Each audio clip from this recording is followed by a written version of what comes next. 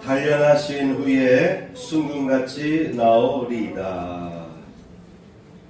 예전 성경에는 전금이라고 표시되어 있는데 바뀐 성경책에는 순금으로 표기되어 있습니다. 그래서 오늘 제목은 단련하신 후에 순금같이 나오리이다. 시간이 되면 설교 후에 찬양할 곡 중에 보면은 가사 내용은 옛날 성경 구절을 근거로 작사해서 그런지 전금같이라고 표현되어 있어요. 전금이나 순금이나 다 똑같은 의미니까 여러분 이해하시기 바랍니다. 단련하신 후에 순금같이 나오리이다. 나를 단련하신 후에 순금같이 나오리이다 라는 제목을 말씀을 전합니다. 요즘 우리가 살아가는 세상은 미래가 불확실한 세상이라고 합니다. 예측하지 못한 곳에서 예상하지 못한 일들이 벌어지곤 합니다. 상식적이던 국가나 국제사회에 오히려 비상식적이거나 비윤리적인 일들이 벌어지고 있고, 그런 일들로 인해서 나라들마다 매우 어려움을 겪고 있습니다. 우리나라는 전례 없이 주식이 고공 폭등하고 있잖아요, 그렇죠? 중동 지역에서는 미국과 이스라엘이 이란을 상대 공격하면서 지금도 계속 전쟁이 벌어지고 있습니다. 이런 여파로 인해서 가솔린 값이 하루 이틀 사이에 리터당 100원에서 200원 정도 오르기도 하였습니다. 제가 그저께 볼 때만 해도 1889원이었는데 어제 기름 들어가니까 벌써 100원이 올라왔더라고요. 그래서 다음에 놓아야지. 저기 대전 가는 그 국도길에는 그래도 주유소 값이 싼데 시내 값은 비싸요. 오히려 요새는 고속도로 휴게소가 제일 가솔린 값이 싸더라고요. 이런 일들이 벌어지고 있는데 더 올라갈지 모르겠습니다. 성큼 다가온 AI 시대로 인해서 앞으로 어떤 세상이 펼쳐질지 많은 사람들이 염려 반 또는 희망도 갖기도 하죠. 많은 분들이 얘기합니다. 많은 일자리들이 없어질 것이다. 그런 일들이 실질적으로 이루어지면 어떻게 되겠습니까? 이제 로봇들이 등장해서 일차적으로 사람들이 하기 힘든 일들을 하게 될 것이고, 더 나아가서 이제 AI로 인해서 많은 작업들이 편하게 수월하게 펼쳐지는 그런 시대가 오는데, 이런 시대 속에서 우리가 배우지 않으면은 뒤처질 수밖에 없고, 그렇다고 해서 배우고자 한다고 해서 쉽게 배워지는 것도 아니고요. 또한 한편에서는 열심히 노력을 해도 이와 같이 정치나 경제나 군사적인 세계적인 위기가 국내에서도 또는 세계적으로 이런 위기들이 나타날 때에, 펼쳐질 때에 국가의 이런 위기에 따라서 안정이 되던 일들이 보장이 안 되고, 그래서 참으로 어떻게 해야 될지 난감하기도 한 그런 시대에 우리가 살아갑니다. 오늘 본문에 보게 되면은 똑같습니다. 욥도 그런 혼란을 겪었던 것 같아요. 옛날이나 지금이나 외관만 바뀌었지 삶의 내용들은 유형들은 거의 똑같은 것 같아요. 그래서 오늘은 욥의 글을 통해서 우리는 어떻게 앞으로 살아갈까, 또는 시편에 나와 있는 다윗의 시를 통해서 우리는 이 어려운 시대를 어떻게 뚫고 나갈 것인가를 생각해보는 그러한 시간을 갖도록 하겠습니다. 여러분, 혼란스러운 가운데서도 태풍이 몰아치고 여러 가지 환경적인 어려움, 여러 가지 문제들이 발생할 때에도 끝까지 살아갈 수 있는 길은, 그래도 제일 우리가 안심하고 나의 미래의 닻을 놓을 수 있는 것은 역시 하나님입니다. 역시 성경 말씀입니다. 그래서 이미 우리 시대로 보면은, 우리나라 시대로 보면은 청동기 시대의 인물인 욥이라든가 또는 다윗이 그들이 살아가는 삶의 환경 속에서도 그들도 나름대로 여러 가지 위기를 겪었거든요. 혼란스러운 가운데서도 그들은 어떻게 그 위기를 뚫고 나가는가, 그런 차원에서 오늘은 욥과 다윗의 글을 통해서 살펴보면서 우리의 나아갈 방향을 다시 한번 바르게 붙잡을 수 있는 귀한 시간이 되기를 축복합니다. 욥기서 본문에 보면은 내가 앞으로 가도 그가 아니 계시고 뒤로 가도 보이지 아니하며 그가 왼쪽에서 일하시나 내가 만날 수 없고 그가 오른쪽으로 돌이키시나 배울 수 없구나. 이런 고대 시대의 사람도 이런 심적인 표현을 했는데 그때랑 지금이나 똑같은 것 같아요. 때에 따라서는요, 하나님이 내 곁에 계실 때가 있어요. 내 곁에 가까이 와 계신 것 같이 느껴질 때가 있습니다. 그런데 어떨 때는요, 내가 앞으로 가도 또는 뒤로 가도 하나님이 계시지 않은 듯한 그러한 경험을 할 때가 있어요. 그런데 욥은 이렇게 말합니다. 그분이 하나님이 왼쪽에서 일하시는데 내가 만날 수가 없다. 그래도 참 욥은 그의 믿음이 됐다는 것입니다. 믿음이 부족하게 되면은 하나님이 있으면 이럴 수가 있어 라는 말을 먼저 하게 돼요. 그런데 욥은 하나님은 지금도 일하고 계신다. 바로 내 왼쪽에서 일하고 계신 거야. 그런데 내가 만나지 못할 뿐이다 라고 고백하고 있어요. 그가 오른쪽으로 돌이키시나 내가 배울 수 없구나. 이 말은 뭡니까? 하나님이 역사하는 것은 확실한 거예요. 아무리 지금 사회가 어렵고 세상이 혼돈스럽게 돌아간다 할지라도 하나님은 역사하고 있는 것은 확실한 거죠. 그렇죠? 우리나라도 지난 1년 동안에 그야말로 아주 극도의 위기적인 상황이 왔잖아요. 국가적으로. 그런데도 종이 한 장 차이로 지금까지 잘 넘어가서 그래도 우리나라 보니까 뭐 주식도 오르고 여러 가지 상황이 좋아지는 상황이 되는데 하나님께서 우리나라를 아직은 버리지 아니하신 것 같습니다. 기적같이 우리나라를 붙잡아 주셨습니다. 그런데 아무리 둘러봐도 하나님이 나를 도와주지 않는 것 같은 때가 느껴질 때가 있을 거예요. 그죠?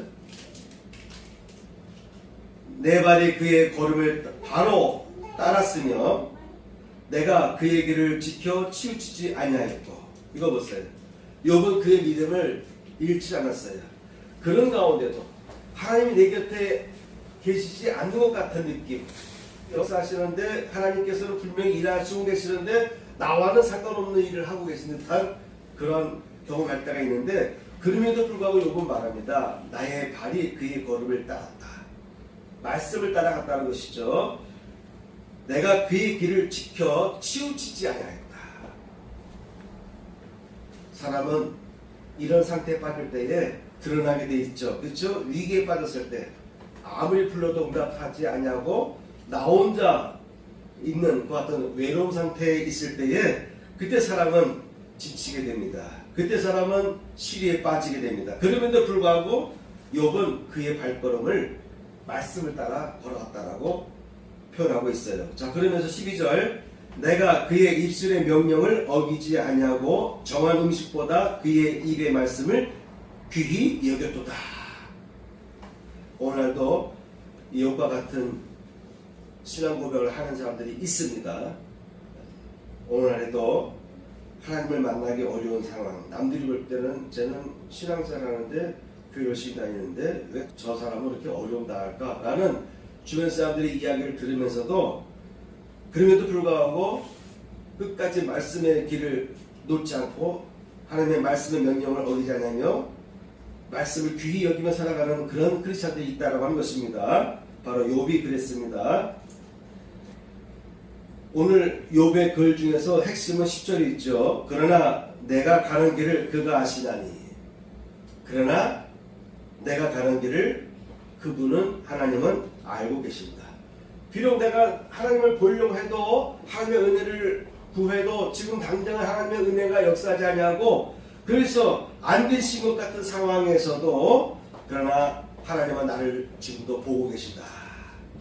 내가 가는 길을 그분이 알고 계신다. 그가 나를 단련하신 후에는 내가 수문같이 정금같이 되어 나오리라 라고 믿음의 선포를 하고 있는 것이죠. 하나님은 여러분의 길을 알고 계십니다. 그리고 여러분을 하나님께서 지금 단련하고 계신 상황일 거라고 여러분 이해하시기 바랍니다. 하나님이 어떨 때는 내 곁에 가까이 계신 듯할 때가 있지만 어떨 때는 나로부터 멀어진 때가 있을 거예요. 그때는 우리 욥처럼 하나님께서 나로 하여금 이 어려운 가운데 속에서 나를 단련하고 계시구나.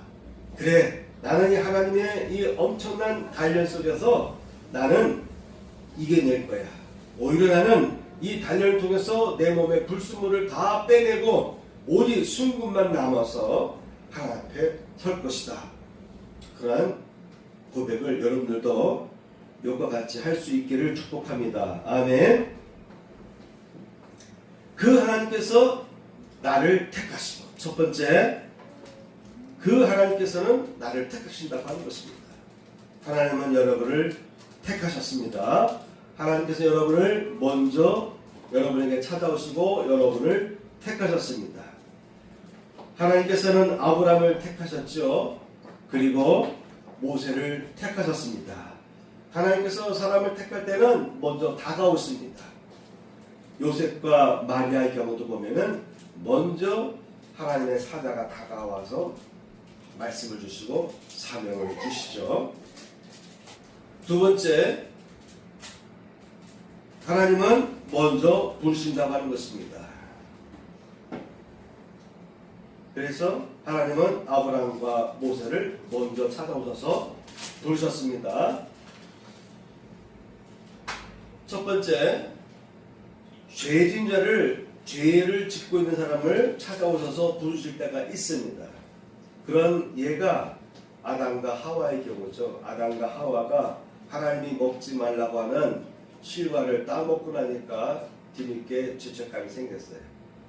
그래서 하나님께서 다가오시는데 이미 하나님은 다 알고 계신 거예요. 알고 오시면서 아담아, 아담아 부르면서 어디 있느냐라고 할 때에 아담과 하와는 이미 죄책에 빠져가지고 그들의 알몸 상태를 무화과나무로, 나무잎으로, 무화과나무잎으로 가리고서 하나님 앞에 섰습니다.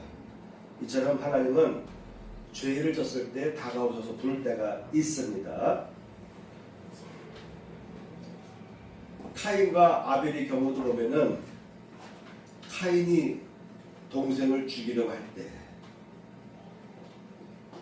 그리고 동생을 죽였을 때에 하나님은 먼저 다가오셔서 카인을 부르십니다. 내 동생 아벨은 어디 있느냐라고 다가오셔서 카인을 부르셨습니다.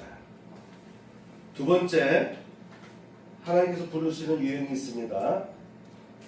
아브라함을 부르셨습니다. 그리고 모세를 부르셨습니다. 세 번째, 하나님은 나의 가는 길을 아신다라고 하는 것이죠. 오늘 함께 읽었던 시편 139편에 보면은 하나님은 이미 나를 알고 계신다라는 것을 고백하고 있죠. 여호와여, 주께서 나를 살펴보셨으므로 나를 아시나이다. 내가 앉고 일어섬을 아시고 머리서도 나의 생각을 밝히 아시오며, 하나님은 머리서도 우리들의 생각을 밝히 알고 계신다는 것이죠. 더 나아가서 나의 모든 길과 내가 눕는 것을 살펴보셨으므로, 엄마가 아빠가 아이를 재울 때, 키울 때에 저녁 시간이 되면, 잠들 시간이 되면은 눕는 곳을 이미 다 준비하고 한 것처럼 하나님은 내가 눕는 것도 살펴보셨다. 나의 모든 행위를 익히 아시오니, 또한 내 혀의 말을 알지 못하시는 것이 하나도 없으시는 하나님, 주께서 나의 앞뒤를 둘러싸시고 내게 안수하셨나이다. 하나님이 여러분을 아시는데요, 여러분을 앞과 뒤로 둘러싸시고 돌보시며 여러분을 다 알고 계신다는 거예요. 그래서 때에 따라서는 하나님이 나의 길을 알고 계실까? 왜 하나님은 나를 지금 이 어려운 상황에서 거둬주지 않을까? 왜 하나님은 지금 응답하지 않을까라고 우리가 낙심할 수가 있는데, 다윗은 고백합니다. 나 다윗도 그러한 환경에 빠져서 고민도 했지만, 그러나 하나님은 이미 내가 가는 길과 내가 눕는 것을 이미 다 살펴보시고 알고 내가 어디 가든지 주의 손이 나를 인도하시고 주의 오른손이 나를 붙드십니다 라는 고백으로 다윗은 기록하고 있습니다. 네 번째입니다. 이 하나님은 나를 이끄시고 인도하신다.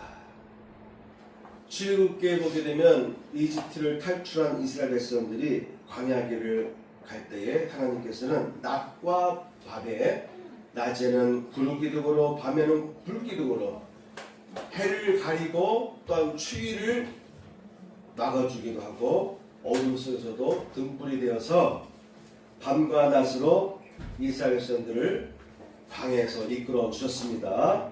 장장 40년 동안을 이끌어 주셨습니다. 그리고 이스라엘 백성들은 구름과 불기둥에 따라서 그들은 움직이기도 했고 그리고 멈춰서 그들이 머물면서 텐트를 치고 여러 달을 한 곳에 머물기도 했습니다. 그렇죠? 그러다가 불기둥이나 구름기둥이 움직이면 그때 가서 움직이는 거예요.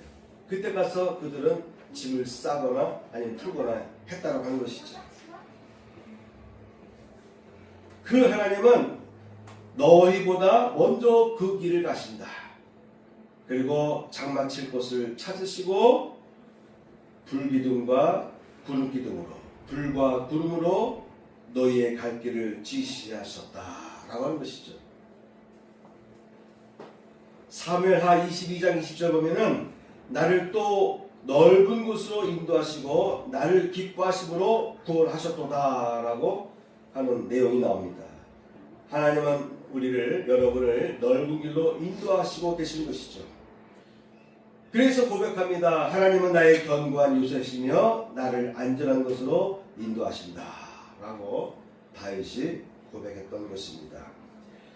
예수께서 말씀하십니다. 진리의 성령 오시면 그가 너희를 모든 진리 가운데로 인도하시리니 그가 자의로 말하지 않고 오직 듣는 것을 말하시며 장래일을 너희에게 알리겠음이라.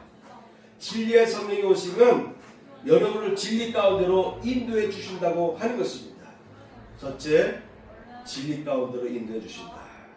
또한 너희의 장래의 일들을 알려줄 것이다 라고 예수님께서는 미리 말씀해 주셨습니다. 사도행전에 보면은 주의 사자가 밤에 옥문을 열고 끌어내어 가로되 가서 성전에 서서 이 생명의 말씀을 전하라고 전해줬습니다. 그래서 베드로와 일행은 옥에서 나온 이후로 그들이 체포됐던 이유가 복음을 전했기 때문에 체포된 것이거든요. 그런데 하나님의 천사들이 와서 옥문을 열어주면서 다시 가서 복음을 전하라 라고 했을 때 그들이 다시 잡힐 위험이 있음에도 불구하고 다시 그들이 나가서 성전에 가서 길가로 나아가서 복음을 전했습니다. 다섯 번째입니다. 오늘의 제목이죠. 숨은같이 정금같이 단련하신다라고 하는 것입니다. 하나님은 여러분을 귀히 쓰시려고 단련하실 때 숨금같이 단련하신다라고 하는 것입니다. 하나님은 단련할 때는 완벽하게 나와 여러분을 단련하신다고 하는 것입니다. 어정쩡하게 단련하는 것이 아니래요. 확실하게 단련하시는데 불순물이 다 떨어져 나갈 때까지 불의 온도를 계속 올려가지고 그래서 정금만 남을 때까지 그 온도를 유지하고 계신다라고 하는 것입니다. 시편 26편에는 여호와여 나를 살피시고 시험하사 내 뜻과 내 마음을 단련하소서. 누구든지 고난당하거나 단련받을 때는요 다 싫어해요. 누가 좋아하겠습니까? 어려운 과정을 통과하는 것을 누가 좋아하겠습니까? 그런데 다윗은 고백합니다. 하나님 나를 살펴주세요. 그런데 이왕 살피시는 바에는 나를 시험하소서. 그리고 내 뜻과 내 마음을 더 단련시켜 주세요. 내 뜻과 마음이 흔들리지 않도록 권력의 욕망에 부의 욕망에 명예의 욕망에 내가 흔들리지 않도록 나를 더 깊이 살펴보세요. 더 치밀하게 더 깊이 봐주세요. 엑스레이 갖고 안 됩니다. 초음파 갖고 안 되겠어요. MRA, MRI 이런 것들을 통해서 더 깊이 혈관 속까지 꿰뚫어 보시고 뼈 깊은 곳까지 근육 깊은 곳까지 어디에 문제가 생겼는지를 더 살펴보시고 그런다면 혹시 부족한 것이 있다면 더 단련해 주세요 라고 고백한 것입니다. 하나님이여 주께서 우리를 시험하실 때 우리를 단련하시기를 은을 단련함 같이 하셨으며 구리나 은, 금 이 세 금속은 여러 금속 중에서 끝까지 남는 금속들입니다. 우리를 단련하시기를 은을 단련함 같이 하셨다라고 고백한 것입니다. 고난당하기 전에는 내가 그릇 행하였더니 이제는 주의 말씀을 지키나이다. 고난당한 것이 내게 유익이라 이로 인하여 내가 주의 윤례를 배우게 되었나이다. 때에 따라서는요 사람은 고난을 통해서 더 성숙해지고 더 온전한 길로 나아갈 수 있게 됩니다. 그래서 고난을 통해서 그 전에 그릇 행하던 것을 내가 바꾸고 고치고 올바른 길로 가게 되었다라고 하는 이 어떤 시편의 글을 보시고 우리도 때에 따라서 내가 지금 당하고 있는 이 어려운 역경들이 그렇게 나쁜 것은 아니다. 나를 단련하시기도 하신다. 이 어려움을 통해서 나를 단련하시기도 하신다. 은이나 금을 얻기 위해서 뜨거운 불 속에서 나를 계속 뜨겁게 단련하신다는 것을 기억하시기 바랍니다. 베드로는 이렇게 말합니다. 사랑하는 자들아 너희를 시련하려고 오는 불시험을 이상한 일 당하는 같이 여기지 말라. 여러분 시험은 이와 같이 어려운 것입니다. 그래서 낙심하게 되는 것이죠. 그래서 베드로는 말합니다. 초대교회 성도들에게 너희를 시련하려고 오는 불시험을 하나님도 우리를 연단을 시키시기도 하시고 또한 마귀 세력들도요 우리를 흔들기 위해서 우리에게 여러 가지 어려움을 가져다 줄 때가 있어요. 그럴 때 우리는 낙심하지 말아야 되겠습니다. 이상한 일 당하는 것 같이 여기지 말고 오히려 내가 이 시련을 당한 후에 욥처럼 내가 정금같이 수금같이 되어서 나오겠다라고 하는 그런 믿음을 가지고 승리하시길 축복합니다. 그 다음에 좌로나 우로나 치우치지 말아야 되겠습니다. 하나님께서 여호수아에게 다가오셔서 말씀하십니다. 너는 좌로나 우로나 치우치지 말아라. 너는 강하고 담대하되 극히 담대하되 좌로나 우로나 치우치지 말아라. 미래가 불확실한 세상의 혼돈 속에 빠질수록 세 종류의 사람이 나타날 수 있겠습니다. 한쪽은 기회에 편승하는 사람. 어느 쪽이 지금 권력을 잡았을까? 어느 쪽이 더 힘이 셀까? 해서 그 나라에 붙기도 하고 그 지도자에게 붙어서 아첨하기도 합니다. 지조를 다 버리고 자기가 지금까지 주장해오던 모든 것을 다 버리고 권력의 편에 서는 사람이 있습니다. 또 체념하는 사람이 있습니다. 아니 나 아무 상관 있어. 그리고 체념하는 사람이 있습니다. 어려운 일이 왔을 때 내가 발버둥 친다고 해서 뭐 되는 일이 있나 하면서 체념하는 사람이 있을 것이에요. 또 어떤 사람은요 그런 와중에도 그 어려운 위기적인 상황, 사회가 혼란스럽고 세상이 혼란스러운 상황, 내가 아무리 노력해도 이 위기를 극복할 수 있다라고 하는 그 어떤 희망이나 약속이 없는 가운데에서도 그래도 욥처럼 다윗처럼 올바른 길을 향해서 나아가는 사람이 있다라고 하는 것입니다. 그래서 좌로나 우로나 하나님은 여호수아에게 좌로나 우로나 치우치지 말라라고 권하고 있습니다. 마지막 6번째입니다. 준비된 자를 쓰십니다. 하나님은 준비된 자를 쓰신다고 하는 것입니다. 하나님은 준비된 사람을 부르시죠. 노아의 경우도 그렇습니다.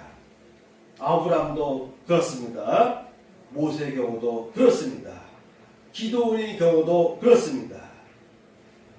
하나님께서 기도원에게 찾아오셔서 너의 백성을 구원하라 하고 그 어떤 사명을 주셨습니다. 왜 하나님은 기도원에게 왔을까요? 기도원은 이미 마음이 준비된 상태예요.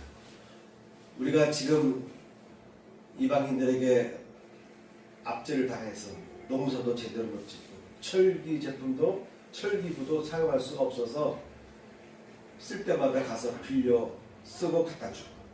왜냐면 이 철기를 가지고 칼을 만들까봐 그래서 철기를 갖지 못하겠어요. 그래서 농사 질 때도 농사기구를 가서 빌려 쓰기도 하고 그랬거든요. 그때 기도는 의문을 품었어요. 왜 하나님 살아계시면 우리 이렇게 어려움 가운데 빠지게 할까? 그러면서도 그 어려운, 지금까지 어려운 상황 속에서도 그런 기회를 엿봤어요. 자기의 부모님조차도 엄두할 수가 없었어요. 그래서 지배 세력들을, 이방 지배 세력들의 눈치를 보는 상황인데, 그때 기도는 마음속에 품었습니다. 어떻게 하면 내 민족, 내 동족을 구원해낼까? 그런 모든 준비가 되어 있었기 때문에 하나님은 기도를 찾아오신 것이고, 그래서 기도원에게 그의 마음속에 품고 있던 너의 동족을 구원해내라 라고 선포하신 것입니다. 하나님은 준비된 사람을 반드시 부르시고 쓰신다고 하는 거예요. 많은 사람 중에 오직 노아밖에는 하나님께서 쓸 사람이 없었어요. 다 세상의 흐름에 따라서, 세상의 문화에 따라서 그들이 다 끌려갔을 때 오직 노아만 담대에 유일하게 하나님 앞에 의로움의 길을 지키고 있었습니다.